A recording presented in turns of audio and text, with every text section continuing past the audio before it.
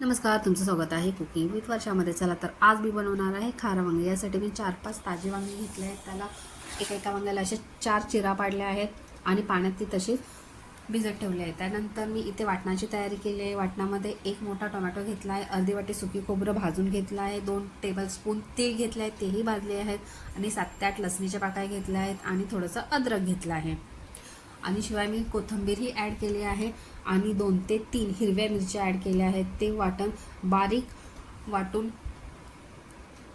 घेतलं आहे. त्याच्यानंतर त्याच्यामध्ये मी 2 ते 3 टेबलस्पून शेंगदाण्याचा कूट घेतला आहे, चवीनुसार मीठ ॲड केलं आहे आणि थोडीशी हळद ॲड केली आहे. हे वाटण आणि शेंगदाण्याचं कूट एकजीव मिक्स करायचं आहे.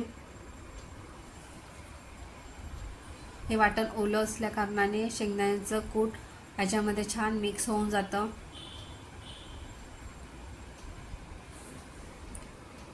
हे वाटण छानपैकी मिक्स केल्यानंतर हे वाटण एका वांग्यामध्ये भरायचं आहे. जिथे आपण 4 चिरा केल्या आहेत ते वाटण ठेवण्यासाठीच केलं आहे.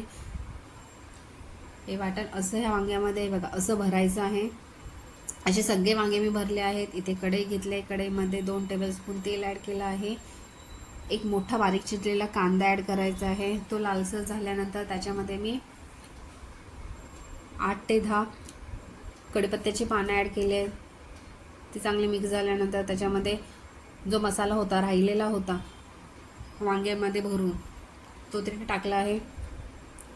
तो चांगला भाजून घ्यायचा आहे. हळद टाकायची आहे, तेही छान मिक्स करायचं आहे.